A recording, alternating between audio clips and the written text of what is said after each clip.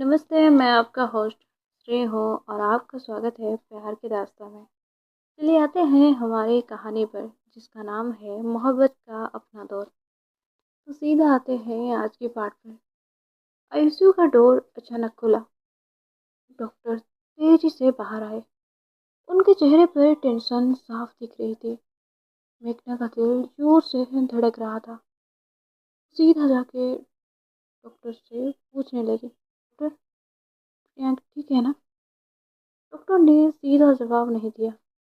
उन्होंने फाइल बंद करते हुए कहा, पेशेंट क्रिटिकल है, हेड इंजरी डीप है, अभी कुछ कहना मुश्किल है। ये सुनते ही मेघना की आंखों से आंसू बहने लगे। दीवार का सहारा लेकर खड़ी रही, जिससे उसकी ताकत खत्म हो गई हो। तभी वही अजनबी इंसान फिर से बोला, मेघना हमें बात करनी होगी अभी। मेघना ने उसकी तरफ देखा। आंखों में डर भी था, गुस्सा भी। कौन हो तुम? प्रियंक से तुम्हारा क्या रिश्ता है? वो आदमी कुछ सेकंड चुप रहा, फिर धीरे से बोला, मैं आर्यन हूँ, प्रियंका कजिन।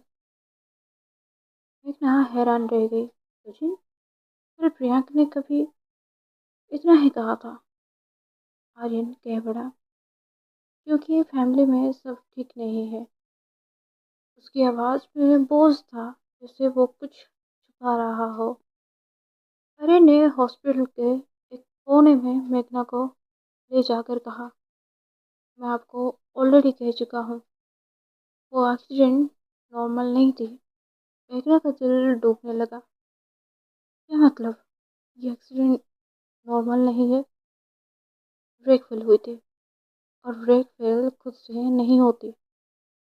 ये शब्द सुनते ही मेघना के हाथ ठंडे पड़ गए। किसने? उसकी आवाज़ हल्की सी कांप गई। अरे ने सीधा जवाब नहीं दिया, बस धीरे से पूछा, प्रियंक कुछ दिन से टेंशन में थी, क्या उसने तुम्हें कुछ बताया? मेघना ने याद करने की कोशिश की। कल रात का मैसेज, कल मिलना बहुत ज़रूरी है, उसने धीरे से कहा। वो मुझे कुछ बताना चाहती थी शायद। अरन ने गहरी सांस ली। शायद वही बात किसी को पसंद नहीं आई। मेघना का दिमाग सुन हो गया। क्या फ्रैंक किसी बड़े सच के करीब थी? नर्स उसी वक्त बाहर आई। सिर्फ एक पर्सन मिल सकता है, मेघना ने बिना सोचे कहा। मैं जाऊंगी। धीरे से आईसीयू के अंदर गई। प्रियंक वाइट बेडशीट में लेटी हुई थी, सर पर बैंडेज, मशीन से जुड़ी हुई। मॉनिटर पर चलती लाइंस मेघना के दिल की धड़कन जैसे लग रही थी। प्रिया को अभी तक होश नहीं आया था, फिर भी मेघना को लगा जैसे वो उसे सुन सकती है। वो पास जाकर उसका हाथ पकड़ती है। उसका हाथ ठंडा था। तुमने प्रॉमिस किया था ना, मुझे छोड़कर नहीं जाओगे? उसकी आवाज़ टूट रही थी। आंसू प्रिया के हाथ पर गिर रहे थे। तभी मॉनिटर की बीप थोड़ी फास्ट हो गई। नर्स तुरंत आई। प्लीज आप बाहर जाइए। मेघना को जोर से बाहर ले जाया गया।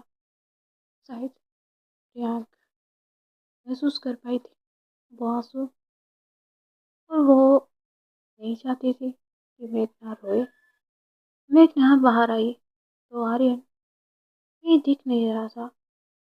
उसने इधर उधर देखा। कॉरिडोर लंबा, खामोश, थोड़ा सा अंधेरा। वो एक स्टाफ से पूछती है, आपने यहाँ किसी लड़के को देखा है ब्लैक सूट में? वो इंसान नाव में सिर हिलाकर चला गया। जैसे आर्यन कभी आ ही नहीं। तभी उसके फ़ोन पे मैसेज आया, रैंडम नंबर से, हॉस्पिटल से दूर रहो वरना अगला नंबर तुम्हारा होगा। मेघना का हाथ कांप गया। फ़ोन लगभग उसके हाथ से फिर गिरने वाला था। उसने पीछे मुड़कर आईसीयू के डोर को देखा।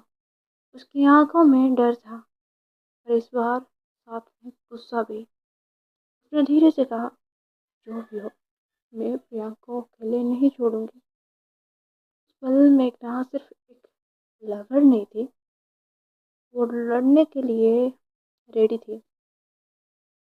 हॉस्पिटल के सीसीटीवी रूम में कोई ब्लैक हुडी पहले स्क्रीन देख रहा था। स्क्रीन पर अलग अलग एंगल से हॉस्पिटल दिख रहा था। फिर उसकी नज़र सिर्फ एक चेहरे पर थी, मेघना।